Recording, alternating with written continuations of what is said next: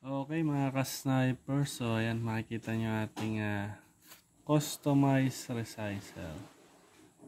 So ito adjustable to kung gaano kalaki yung size ng skirt na gusto nyong paliitin. So itong o-ring stopper yan.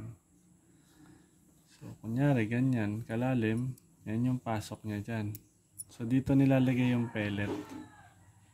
Sample na natin. Out from the box na Astro 18. Medyo malaking version to eh. Ayan. So kaya kahit any pellet ay magagamit nyo na. Kasi pag sinut nyo yan dyan, ayan nasikip. Nandito lang sa dulo. So ngayon nag-adjust tayo para ma-push siya ganito kalalim. Ayan makikita nyo hindi lapat, diba? Ayan, so pag pinush siya, ayun, pupush na natin dahan-dahan. So ito na siya ngayon. Ayan siya sa loob. So it means ganyang kalaki. Kung ganyang kalaki naman na ang size na kasya sa barrel natin, okay na yan. Pero kung palagay nyo, yung ganyang kalalim, itong kalaking adjustment, medyo sikip pa rin sa barrel nyo, pihit lang kayo ng konti. Ayan, sagad nyo. Okay, mas push pa natin ng palalim. Ayan, makikita nyo may space pa, diba? Ito. Push nyo pa ulit, mas lalalim yan. So, mas delete yung skirt at saka yung head ng pellet. Ayan. Wala ng spacing.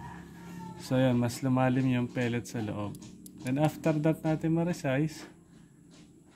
Kung kasya naman na yung ganyang kalalim para sa mga barrel natin, push nyo naman tong kabila.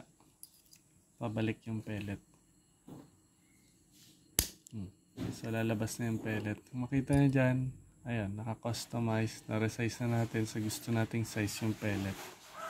Ayan, kumikintab-kintab pa, nakikita nyo? Alright, so ayan. Any pellet magagamit nyo na ngayon sa unit nyo. Pero mas maganda, yung legit Astro 18, kuhanin nyo. Ito kasi oversize na Astro 18. Kaya ito ginamit natin para makita nyo. Pag ginamit natin sa customize pellet resizers natin. Ayan. So yan lang. Ganun siya gamitin.